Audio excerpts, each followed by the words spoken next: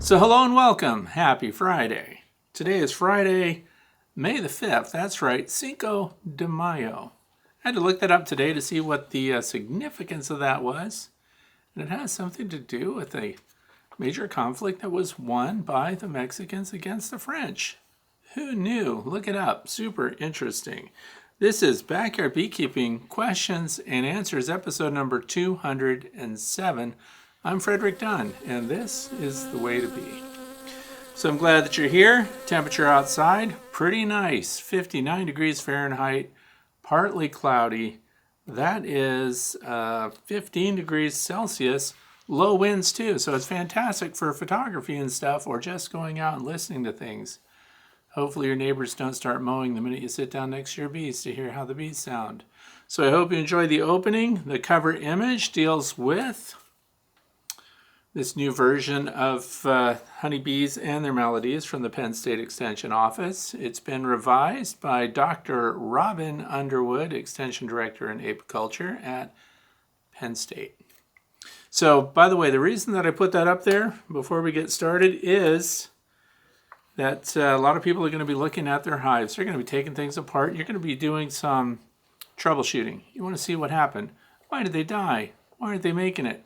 Or maybe you're doing your very first inspections and you're looking at some breed situations and you don't know what you're looking at, and your mentor is missing in action because they're taking care of their own stuff. There's photos of honeybees and their maladies.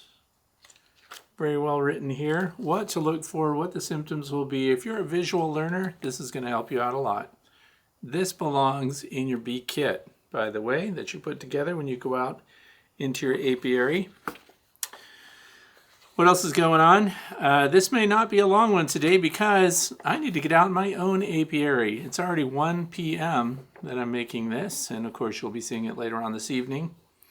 But there's some very important stuff going on because we had some strange weather situations here. In fact, we had the first snowfall in May since 1989, according to our weather people here.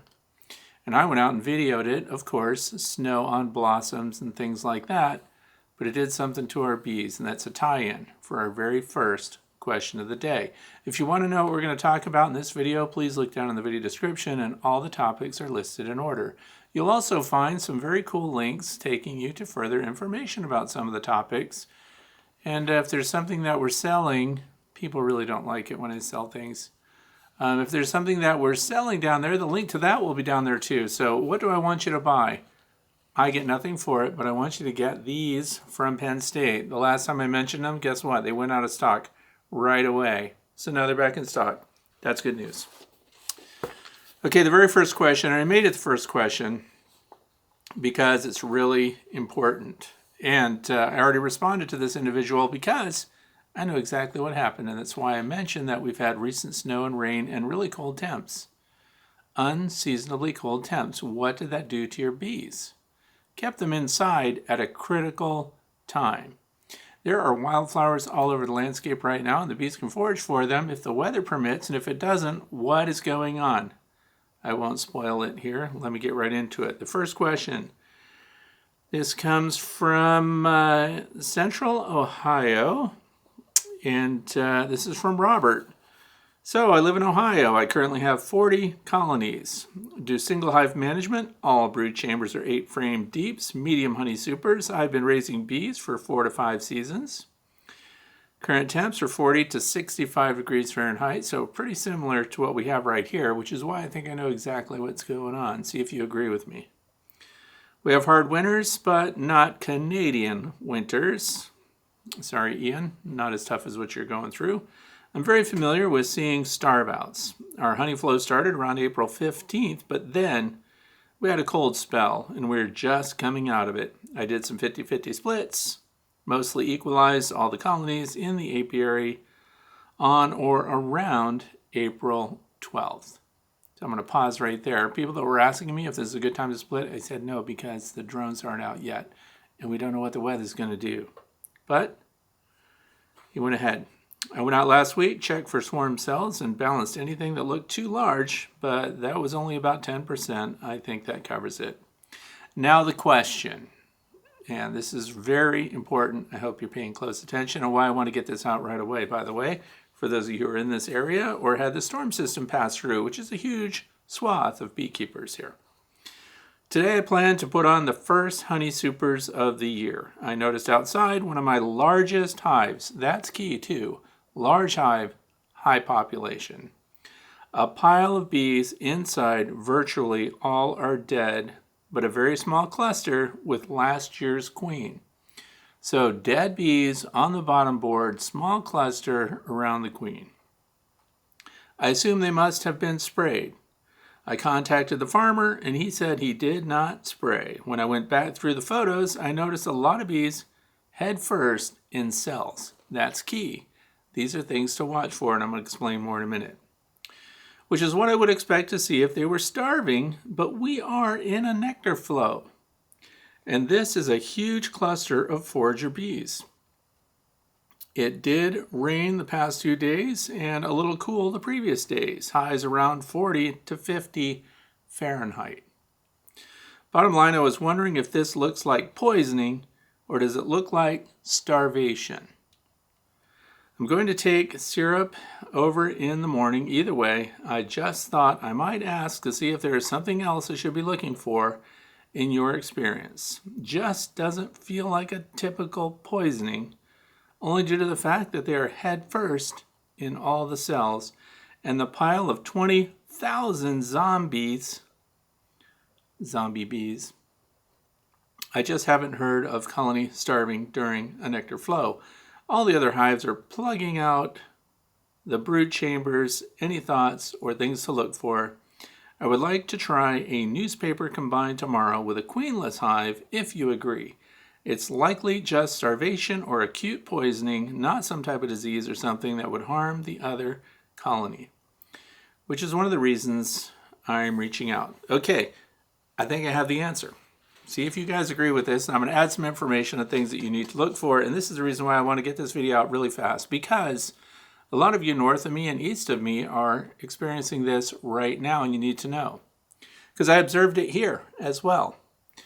And here's what you're looking for. You know, you're going along and you're looking at your other colonies, and everything is going great because we had a warm up yesterday. Nothing like today. Today is great. Yesterday was a little bit of warm up, and all the landing boards were active. You saw that in the opening sequences of today's video. And what I noticed was I was going along looking at landing boards, and one of them that should be very active. In fact, it's my strongest observation beehive. The highest populated hive, and it was the one that was in the background over my last couple of Q&As where I did them out in the Bee Academy building. So the thing is, they had their top 3 frames full of capped honey, but they're also brooding up full frames of brood. So this is a really hopping colony of bees. Everything is healthy. They came through winter without any supplemental feeding whatsoever. But here's what happened. I walked up and I started looking at their landing board because I was videoing stuff, looking for opening sequences for today's Q&A.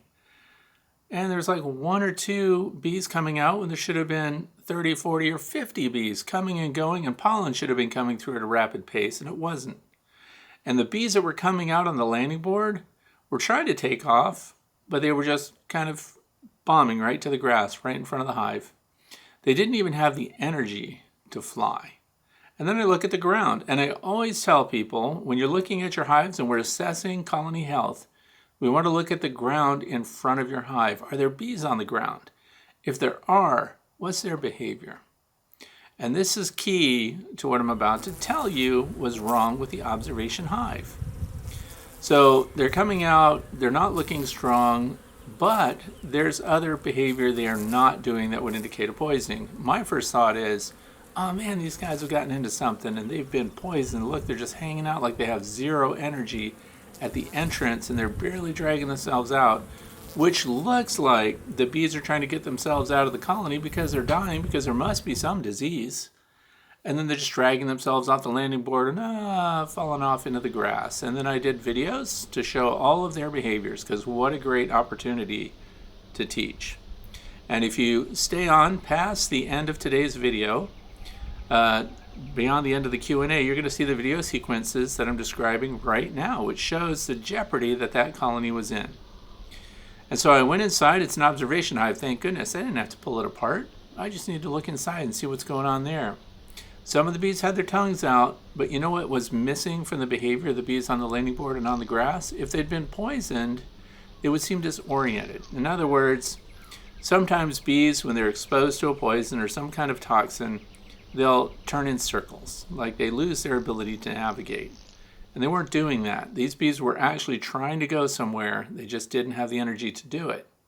The bees on the ground often tremble when they've been exposed to a toxin. And when they die, their tongues are fully extended. They're in complete distress. So we have to rule out other things too. Look for injury to the bee. In other words, are they flying out and falling off because their wings aren't fully formed? Do they have deformed wing virus? Do they seem disoriented? Are they vibrating or trembling? They were not doing any of those things. They're just on the ground without the energy to even climb blades of grass and fly away. So we get inside, pull the cover off of the observation hive, and I took some pictures, so hopefully I'll add those in too. But this could be part of a presentation that I'm about to give next weekend in Ohio, because it's important when we have weather dynamics like this. When I opened it up, guess what they had done? They all clustered at the top of the observation hive. The bottom of the observation hive had about an inch of dead bees on it. Dead and dying. So in other words, they're still moving. They just didn't have the energy to get themselves out of the hive. And I'm looking at the cells. This is key to understanding what's going on. There's a lot of brood on those frames, right? Brood requires warmth, and warmth requires energy from the bees, which means that they have to consume the honey and nectar that they have stored. The smaller colonies didn't go through this problem, and the reason is their demands on their stored honey and nectar are not as high as these largely populated colonies. So without the ability to get out and get other resources, and remember, this is an observation hive that I've not fed. That's key here. So they were all clustered at the top, not moving much. And those that were moving were having troubles getting their footing. And again, key, not trembling. They were not discharging fecal matter inside the hive, which is another indicator potentially of a disease in the hive. They didn't have any of that, just no energy, falling to the bottom. And they're clustered at the top. Why? Because that's where the worker brood is. So they're using their last bits of energy to keep the worker brood warm. What brood did they abandon that was in that colony? The drones. The drones were at the bottom. The whole bottom frame was drones. And they left them in favor of the worker brood, which is just a survival tactic for these bees when they don't have the nectar, when they don't have carbohydrates necessary to fuel their thorax muscles so that they can generate heat and keep the cluster and the brood alive. So of course the queen's in the middle of all that. The queen would be the very last bee inside the hive that dies, because they will give themselves up completely, all of their resources to sustain the queen, and that's instinct, that's the future of the colony. Now the good news is, right, when I started looking that over and we started looking at the cells, and this is what I recommend you look at too when you have conditions like this with these large colonies. Is there open brood? Does it look dry? Is there any more capped honey on any of the cells that you can see? What happened to the open cells that had nectar in them where you can shine a flashlight on it would be shiny surfaces in there? Are those cells dry now? And in this case, they were. So what happened was, over that 3-day period where we had those cold days and the rain, all these combinations of weather factors that kept your bees from foraging, because there's no nectar out there, the dandelions are out there, but we need temperatures warm enough for them to fly out and exploit those. And we get into discussions about the value of dandelions because they have an incomplete amino acid profile to fulfill what the bees need for brooding, but don't underestimate the power of dandelions to provide nectar. And that's what you'll see at the end of this video today, is the bees working the dandelions for pollen, but primarily for a nectar source. And the nectar yields are high because we've had a lot of rain. So that's a benefit, but if they don't fly, they can't do it. This is the problem. How quickly did these bees turn around? Now, the observation hives are equipped for feeding. They have 2 feeding stations at the top of the hive. So I went out, I mixed up 1-to-1 sugar syrup. Here's why this is a can't fail move. If they were poisoned, you're not hurting them anymore by adding on syrup. If they weren't poisoned and it's starvation and you don't add on syrup, they're done. They just can't do what they need to do. Or they're profoundly set back. So what I did was I put 1-to-1 sugar syrup out there, and I added Hive Alive, the liquid, at half a teaspoon per pint, and I put 3 pints on, so 1.5 teaspoons. And mix that up really good, put that on the hive. In less than 2 hours, they had spread out over the entire hive, and here's what they were doing, which was really interesting. They were going to those inverted jars on the tops of the observation hive, and they were feeding one another right away. And you could see bubbles going up through these jars. And it's like they sent a message out through the rest of the hive that they have resources all of a sudden. And you understand that the condition that they were in, the level of starvation that they were at, they could not fly and forage and get back and restore the colony. So here's a case where syrup feeding on that hive saved it. It would have died. If this were a satellite apiary and we weren't observing these things, if we weren't looking at landing boards and noticing these differences, you can lose your strongest colonies this time of year to starvation when and if you have a weather event that prevents them from getting out and getting other nectar. Their pollen loads were still good. They couldn't get nectar, and that was critical for their energy. And so it was demonstrated very well that all they needed was sugar syrup. All they needed was carbohydrates. And so even this morning, I was out there, looked at them, and they're, once again, they are flying and outflying their neighboring observation hives, because there's 3 in that building. But all they needed was sugar syrup. That's it. So they weren't poisoned, and they didn't have any of the indicators of being poisoned that I described. The trembling, the tongues out, the disoriented behavior, and they just didn't have the energy to fly. So here's what I'm telling you, and that's why today this is my very first topic that I'm going to discuss, because if you're watching this right now and it's still daylight and it's still warm out there, please go to your backyard apiary and look at all the landing boards and see, because you've likely had the same weather conditions that we have here. And if you've got a colony that should be flying heavy and isn't, check their syrup load and make sure that you can give them some boost right now. You could save that colony, and they recover incredibly fast. So that's the information that I gave, and I hope I get a good feedback from Robert. It only happens because it's a large colony and their resources get zapped super fast because they had the largest brood. So starting right off, if you're watching right now, you think you've got that, stop right there, pause this video, and get out in your apiary and see what's going on. You might have a colony that could be saved very easily and inexpensively. And then they're foraging and they're getting their own stuff. Because guess what?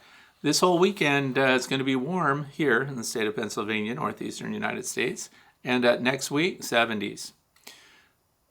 Look for the plan of the week coming up at the end of today, because I hope you're ready. There are plenty of drones out there and there's going to be some swarming. Okay, question number 2 comes from Timothy. In San Francisco, California, you allow your observation hives to swarm. Would you allow colonies in the observation hives to collapse in order to observe the process? Maybe, after a while, even introduce a swarm or package into the now empty hive to observe them cleaning out and restoring the comb. Okay, now that's an interesting question, and I had that opportunity to do that now. I could have allowed the strongest observation hive colony in that building, I could have allowed them just to collapse. but can't bring myself to do it for educational purposes. It's enough to know what the potential cause of collapse could have been. And I don't believe in allowing something to die out if you have the means to keep it alive and restore health, just to see what's going to happen. Now, this is what happens to feral colonies that die out. When there's bee trees and things like that, they die out, and the cycle is pretty obvious and pretty standard.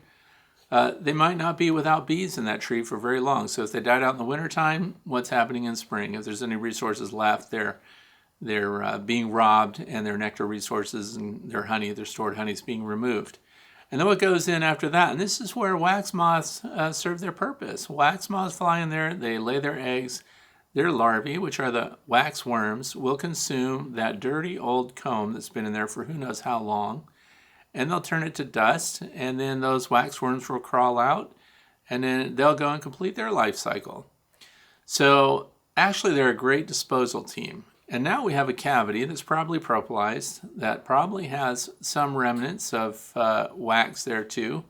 And then so what's happening now? Swarms are zipping around looking for places to live. Swarm scouts.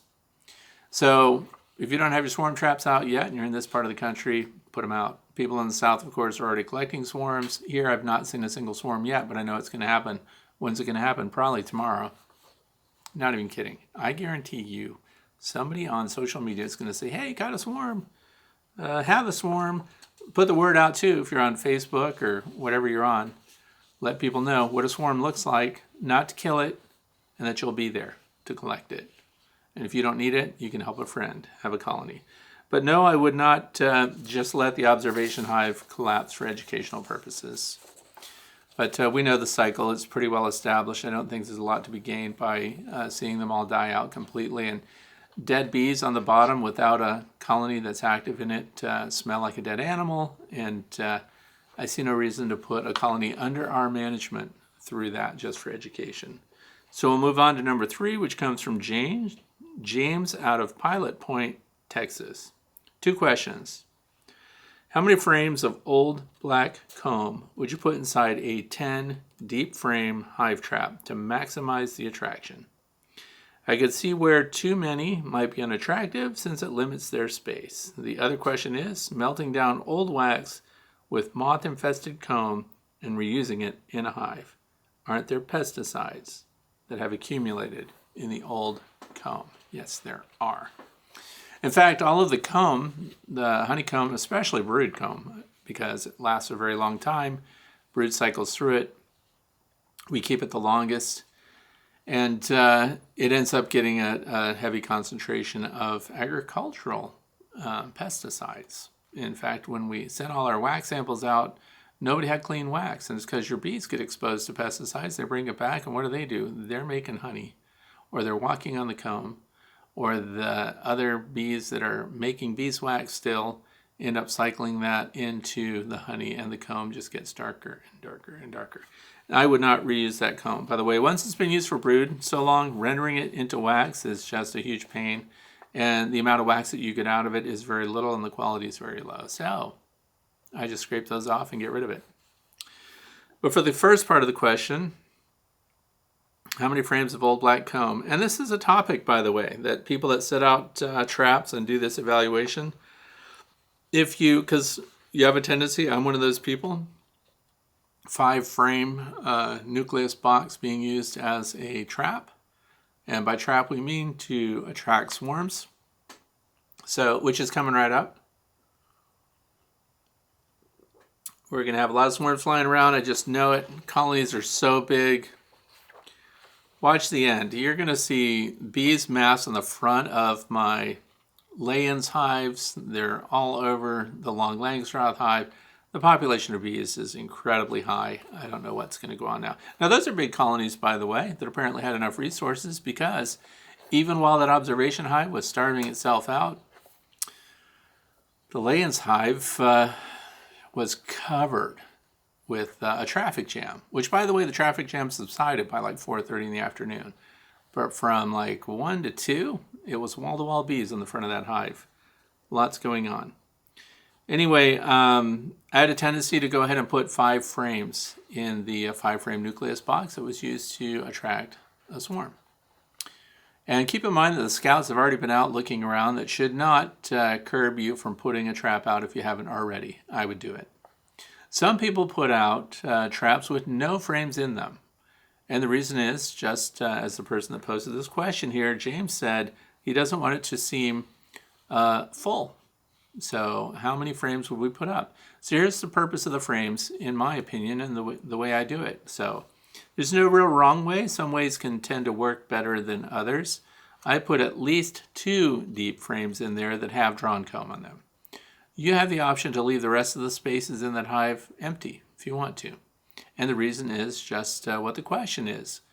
Would it seem like it has much more open space and therefore more appealing to the scouts that are looking for places for their colonies to move into? And there is some truth to that. So I put 2 deep frames in there.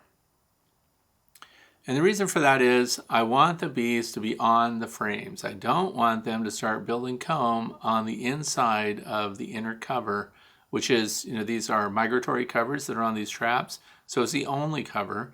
And you go to pry it up, and if you don't have any frames in there, where are they building their comb? Right on the interior of the lid. So now you've got a pickle on your hands. So always put in a couple of frames, and 1 frame doesn't seem to be enough because that's a really tiny cluster of bees that would be on that. If you put 2 deep frames in there, then you've got enough to occupy the bulk of the bees that are inside, and that's very helpful when you take down your swarm trap and you go to move them into another hive, which will ultimately be their permanent home. So try to put the frames in there that match the boxes that you're going to try to put them in. So if you have deep brood boxes as the bottom box in all of your hives, and even your nucleus hives, it probably is preferred that you transfer them into that. You want to match whatever those are. So if your nucleus hives are deeps, all of mine are, then you want deep frames in your traps as well. So they're compatible. So you don't have to do any adjusting. And yeah, that works. So 2 of them are what I prefer. Maybe if you've had success or found out that one configuration was better than another, please share that down in the comment section below the video. I'd like to hear about what your methods have been and what you found to be the most successful. So, question number 4. This comes from Ellen from Missouri. Doesn't say what city. I was looking for an update on the Apimaye ergo beehive. The swarm didn't stay around. Now what? Did they requeen or did they make it through winter? Thank you. Okay, so we started with Apimaye hives last year, late in the year, and we hived swarms in them. And so that held back a lot of the things that bees, when they're hived late in the season, that they would have done. One of those is propolizing open crevices and vents and things like that. Apimaye hives, and there's videos of this. I'll probably link one of them if you want to see it, because it shows the whole process, how I got the swarm and put it in. You can see how many bees there were. It looked like they absconded, so which is really weird. At the end of the year, when bees abscond, their chances of survival, any swarming by the way, their chances of survival are extremely low, depending on the environment that you have, how many large old trees there are in the woodlands near your home, and where your bees can move in. So if you've got sparse pickings when it comes to places for your bees to occupy cavities, then when they abscond, they're really insulting you. They really don't like where you put them. And there were a bunch of emergency queen cells which didn't develop right. They left. The biggest colony departed. So we had 3 Apimaye hives going into winter last year. And they have those top vents, and the vents that go through the perimeter of the feeders that are built in, integrated feeders. And as soon as I saw that, I was immediately concerned, because that's a lot of venting going through there. It even goes through where your candy would go and things like that. And then there's venting through the outer cover, which you can't control. So I actually spoke with the Apimaye representative that was at the West Virginia conference that I went to. And they're going to come up with a membrane that you have the option to put in there. So kind of like a thick trash bag piece that would go in there that would cover those vents if you didn't want that. So that saves them having to reconfigure the roof. And that sounded like a pretty good idea. The thing is, the Apimaye hives would have worked fine. And I think because the bees were in the process of sealing up those little vent holes in those feeder inserts. So if they'd had more time, if we had warmer weather for a longer period, they would have finished sealing all of those up, and then we wouldn't have to even worry about sealing off airflow through the top of that. This year, what am I going to do different with the Apimaye hives? So I've got 3 dead outs there. One I knew already because they were done before we even went into winter. Had 22 colonies, dropped to 20, and that was because it was the other 2 Apimaye hives, and they just didn't make it. So this year, I'm going to close up those top vents.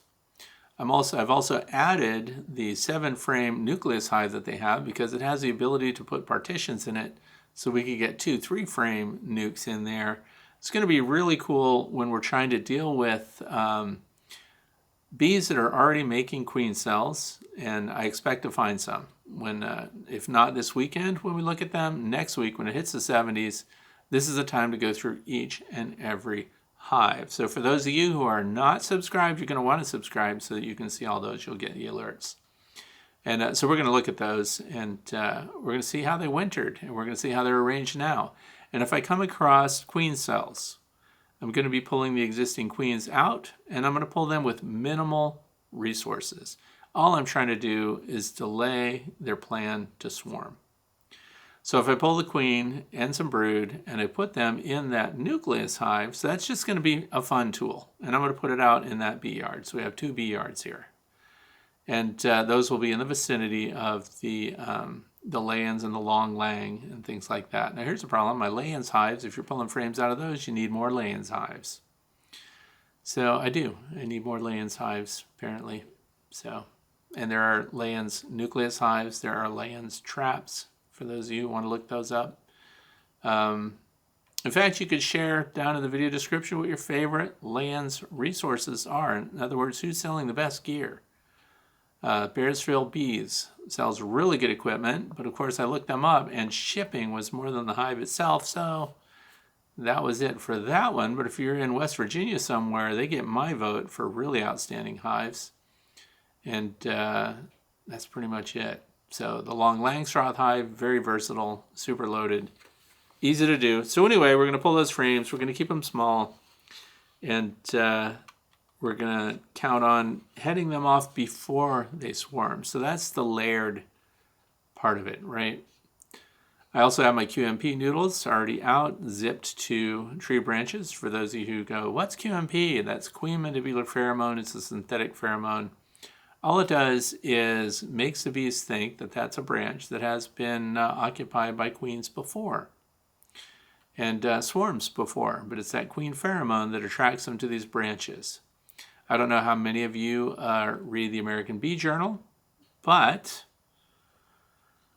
there's a lot of information about the infidelity of these worker bees. And Randy Oliver published his many-part study that showed that, man, the drift is the term, but when bees just decide to go to another colony for no apparent reason and take up residence there. These bees are doing that in huge numbers. It's something that I was onto last year because I realized if I'm just hanging a synthetic pheromone on a railing or something, and I get a couple of pounds of bees, these bees are jumping ship. They were supposed to go home. These are foraging bees that just decided because they happen to fly through a pheromone stream, oh, I'm going to go over there. And then they collected. I left a noodle on the railing of my Way to Bee Academy building and came back and it looked like a swarm moved in. And all it was a bunch of bees that followed the scent of a queen mandibular pheromone without a real queen being there. And he ended up with all these bees. What did I do with them? I took that noodle and I put it on the landing board of a colony that I wanted to get reinforced. But what's interesting about Randy Oliver's study is that this is why, for those of you who put scales and the ability to electronically monitor the weight of your colonies, these colonies gain weight, physical weight, from the numbers of bees that occupy them as well as the resources that they bring in. If they're doing a lot of this weird drifting, you can end up with 20% of your colony having come from other colonies. I don't know that anyone knows for sure why bees decide to drift to other colonies. If it's because they flew too far and foraged too far and loaded up on too many resources, so there's too much pollen, too much nectar, and instead of going all the way home, they just got a whiff of another colony and went and landed on that landing board and moved right in. There go all those resources. Bees that show up with groceries, pollen, and nectar are welcome into the hive. The guard bees don't even stop them. So here we get this weird influx of bees. And it was really prominent last year when we saw those drone rushes that were occurring when a virgin queen flew out, did her mating flight, came back, and when she came back, she brought a bunch of drones with her, but guess what else? A bunch of worker bees moved in too, and if we had a scale on that, you would have seen an instantaneous weight gain on that colony when all these bees moved in.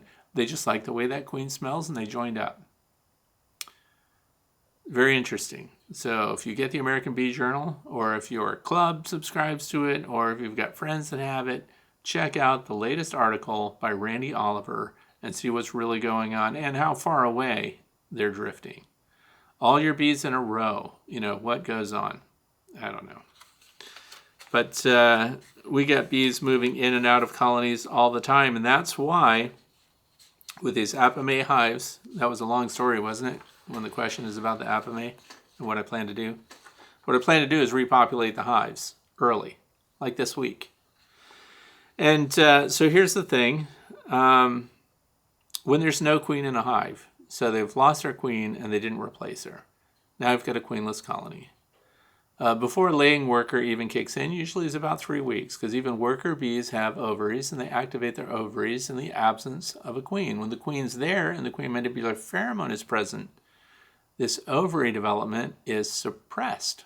That's part of a colony like that, where social insects practice eusocial behavior, which means that even though these worker bees could activate their ovaries and produce eggs that end up producing drones 99.99% of the time, what they do is, in the absence of that pheromone, they can do that. But if you put in queen mandibular pheromone, the synthetic, in that hive, they will not activate their ovaries. Another thing that does, it serves as a pheromone glue that keeps these bees there. This is why I think once colonies that lose their queens don't do very well, because I also think that those that are foraging lost their incentive to reinforce that colony. I think they're just drifting over to other colonies by the thousands. That's why you end up opening these pitiful hives that are queenless, and then there's just a core group of workers in there. Who knows what they're doing? They're not doing any infrastructure or anything else, because their incentive to do that by pheromone is gone. So, interesting stuff is going on. And then the minute you put a queen in there, all of a sudden you get this population burst. Now what's going on? The pheromones go out there, and passerby bees just decide to move in and join up. Bees are weird. That's all I can say. It's interesting. Read the Randy Oliver study. Okay. Question number 5 comes from Marty from Somerton, South Carolina. I'm in my second year of beekeeping. The first year I started, my bees were fairly calm and docile. This year, back in February, I had a defibrillator pacemaker put in due to heart failure. It seems now that my bees are more aggressive towards me. Even the 2 nukes I put in this spring were aggressive. Could it be that the defibrillator is connected to my cell phone via Bluetooth is making them act this way? Okay. Now, on the face of that, you might say, pacemaker, that's not going to get your bees' attention at all. Do we need to get into the studies? This is a very simple way to work out backyard science, right? Pacemaker is connected to the phone. That's interesting too. I don't know if you're familiar with Ross Conrad from Vermont. He's a natural beekeeper, holistic beekeeper. He did an article about electronics in hives and how detrimental that is to bees, or potentially how bad it is to bees. But we don't have to understand the interference that electronics may cause to your bees. We know that there's a really old study that came out that was a university study that people took wrong. I think it was people that really wanted to say electronics are bad for bees. They put a cell phone in a beehive, and then people took it like wildfire and said that bees couldn't handle being with a cell phone, that it disrupted them, they absconded, and all this other stuff. The study was a cell phone that was put in there that was on vibrate. In other words, every time you received a call, it would vibrate the hive. It was nothing to do with the electronics of the cell phone. But so the study was misinterpreted by people who surprisingly decided to tailor the results to suit themselves and the narrative that they wanted to put out there. But this is a very easy scenario. So what do we have? We've got the bees that are being kept, a perceived change because somebody has a pacemaker and a cell phone Bluetooth connection to the pacemaker. So it's all very interesting. How would you test that out to see if the bees were reacting to it? You're bringing someone else who does not have a pacemaker. Bringing that person to work the bees in the same way that Marty works the bees. And find out if they're still repelled by that person. In other words, do they react defensively to the new person too? Or are they suddenly all calm and laid back, easy to work, everything's happy-go-lucky? Wow. If they are all passive all of a sudden, when the pacemaker and the cell phone with Bluetooth is no longer in their proximity, then bring a third person in and try it again. Do several of those. And then, of course, do this on the time of day, at the time of day, when the bees are less defensive. Nice sunny day, like today. Middle of the afternoon, when most of the bees are out foraging, and kind of look at the way the guards are doing. And then so find out if we have a passive response from one or two other people, and then send Marty back in to go in and see what's going on. Or let Marty join in at the last minute and see if they get a reaction to Marty. Bees remember people, they remember faces, and if they've had a bad experience with an individual, then they do tend to sometimes target people. The other thing is, let's remember that bees are pheromone-based. So I would ask Marty if any chance that there was a change in cologne or shampoo or any other thing that might bring a scent to the colony that they're unfamiliar with as well. So we want to go through the process of elimination and see what's going on. And if it turns out that they are only angry at Marty, we would start to say, wow, maybe there is something to the electronics. We know that studies have been done on the electromagnetic energy of high power lines, and because a lot of people tend to want to put their beehives in those utility access areas, so it's a clearance from the woods, and then there's high power lines. They found out that bees, although they couldn't say that there was a physical detriment to it, bees did not like that energy that was going between the power lines and the ground. And so what they did is they spent less time there. In other words, they moved through it fast. They wouldn't forage flowers and plants that were in that direct vicinity where you could detect the energy from the power lines to the ground. And that's some very cool science right there, by the way. But Bluetooth, electronics, there's a lot of electronics in a lot of beehives out there. There are brood minders and everything else, which is, I think, is what was at the center of Ross Conrad's report on that, and speculation about potential negative impacts on your bees, brood, things like that. So that's the test I recommend, and I hope that Marty will try it and give us feedback on what the response was, because if they're just cranky, they're just cranky. But unless you can provide the variables in there, then we won't know. So try that out. That's the last question for the day, so I'm already in the fluff section. Sorry for speeding along, but I have things to do. I have bees waiting on me out there.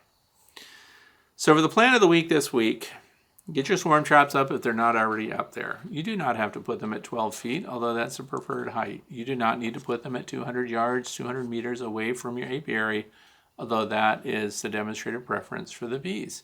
It doesn't mean that they won't move into an empty hive sitting right in your apiary. It's happened to me several times.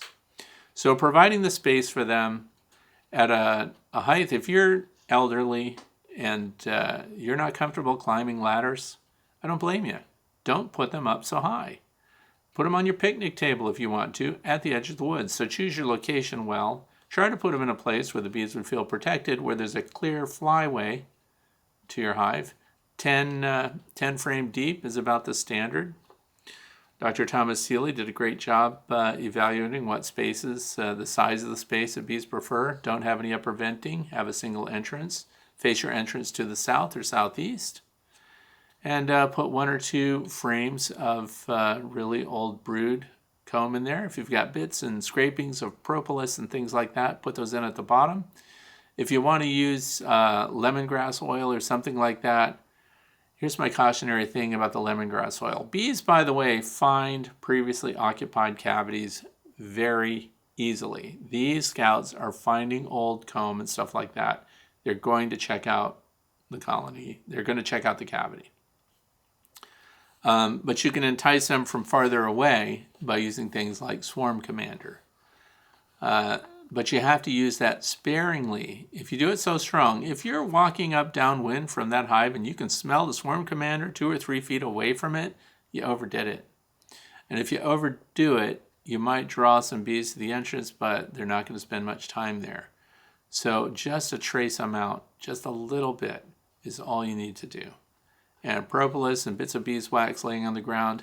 Another thing that I'd like to suggest for people, if you've got a bunch of this old garbagey beeswax laying around in a bucket somewhere or in a pail or something, recommend you melt that up, go to the tree branch on the tree that you most likely collect your swarms. Through the years, my bees use 2 different trees over and over again. So that's where I have my queen mandibular pheromone lures, which is sold as Temp Queen from Better Bee. If you want to go there, it's $5. You have to keep them in the freezer. But here's an alternative. You can take your old beeswax and the cruddy stuff, and you can melt it up, and you can get an old paintbrush that you don't care about, and you can actually paint a tree branch, one that's strong enough to support several pounds. Don't put it on some little thin mamby-pamby tree branch that goes to the ground as soon as you put any weight on it. So you paint that on there, and what that does is it makes it smell like bees. And then it will attract the bees that are swarming. That'll be their intermediate bivouac location. So you need to freshen that up every now and again. So those of you who are doing inspections now, collect your scrapings, put them in a bucket, and melt them down and create your own little area that's going to attract the bees when they're swarming, and that will help you out. So that's my goal, Steve. My 3 layers are, number 1, try to find out if the colony is making preparations for swarming, and that means queen cells. Some of you have been writing me about queen cups. What the heck is a queen cup? They think they're queen cells, but they're not. So what happens is it looks like the little cap on an acorn, and it's made out of wax, and it's usually along the bottom third or the bottom 20% of a brood frame. And people see that and go, oh my gosh, my bees are making preparations to swarm. Look at that. No, they're not. It's a placeholder. And a queen cup does not become a queen cell unless an egg gets put in it. Then someone else wrote me and said, so when they need an egg in that, are the workers grabbing the egg with their mandibles and carrying it over and sticking it in there? Or is the queen actually laying an egg in there on her way out the door? Well, as far as I know, and I can't say with 100% certainty, but as far as I know, the bees have not been able to carry eggs and park them in other cells of their choosing, that it has been the queen that actually lays an egg in preparation for her departure. So keep in mind, the bees allow her to keep eggs where she puts them, or they can remove them if they don't want them there. So a queen cup becomes a queen cell when she lays an egg, and then they'll start showing attention to that. So it doesn't mean when you come across queen cups that you should be smashing them with your hive tool or your fingers and stuff like that, because they'll just build another one. You just wasted their time. Leave them there. They don't mean anything. So what else? And this is the time to make splits, by the way. So this coming week. Why? Because there's lots of drones. And if we're going to do walk-away splits, we're letting them make their own replacement queens. But if you're doing your split because you're seeing queen cells, there's not going to be a lot of time between when you make your split and the queens emerge from those cells. Hopefully they kill off the competing queens and the best queen wins, and then she flies out and comes back. So that's coming up. But if you're making queens yourself intentionally right now, it's a good time to do it because drones are everywhere. What else is going on? Partner your mite counts with inspections. So if you're taking apart the hive anyway, we want to limit the number of times that we invade our bees. So bring your sugar shake kit out there with you, powdered sugar, the whole thing. And when you pull apart the hive and you're doing those inspections and you find out there's no queens, do your mite counts and find out what's going on there. See if you have to treat. Sugar shake is great. You won't kill anything. Feed light hives. This is what we talked about today, the very first thing. 1-to-1 sugar syrup, Hive Alive in it. The dose for Hive Alive is 1 gallon per hive. Add supers. 7 out of 8 frames are full of honey and nectar right now, and there's no room to grow. Put that super on up there before they're filled all the way, and stop feeding once the supers are on. The other thing is, if you're too late, you open the hive, the top box is wall-to-wall honey already. In fact, when you pull the cover off, there's a bunch of honey leaking out because they even connected the backs of their frames to the inner cover, and now when you pull it apart, honey dripped everywhere. Now you have to under-super. That's because they can often perceive that box of honey, if it's full, as the top of the hive. They don't go beyond it. So when you put your next box on there to super it, they may or may not go up there and continue to develop, but they are inspired to do that. If you pull that heavy, full honey super off, put your next medium underneath of it and put that back on top. Now they'll work what's in between there.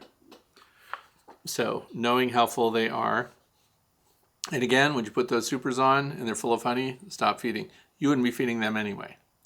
Because keep in mind that sugar syrup, that emergency feed that we just did for that observation hive, and that's the one that I recommended for our first topic today. Those are colonies that aren't making it anyway. Those are not going to get honey supers. My observation hives, I don't harvest honey from them ever because we just let them go through normal cycles. So add supers, look for swarm cells, be ready to split. We already talked about that. Water stations, if you haven't put them out yet, put your water stations out in consistent locations that you're going to keep water in all summer long. My water wall is underway. My concrete showed up. I have pavers. I have blocks. And I have something for my water wall for my bees this year, which is going to be in the middle of one of my apiaries. It's a horseshoe-shaped apiary. And I always had, cinder blocks and stuff like that. I had a bird bath in the middle of it, and I just let water spray. Did you know there are nozzles that go on the end of your hose that's called a fogger? Fog nozzles. And they come some of them do 1/4 gallon a minute, something. So they come with different ratings. But these are the things that are at amusement parks. For those of you who go to amusement parks, I don't because there's people there. But listen, if you get these foggers, they put out a mist of water into the air. So even on the hottest days, it provides a cooling area. And the cool part of that is that when I put together my block wall, and I'm going to get field stone and all of that, it's going to look ugly, but it's going to be functional, and it's going to be cool. So I have my fog nozzle, and that's going to be there, and it's just going to keep everything damp right under it.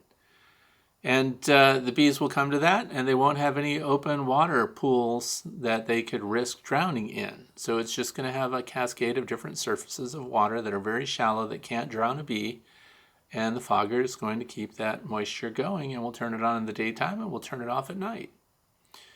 And I think that's going to be cool. So look into the fog nozzles if you haven't already, and they come at different ratings. And that's going to be a lot of fun. So you set up your water station and it's consistent.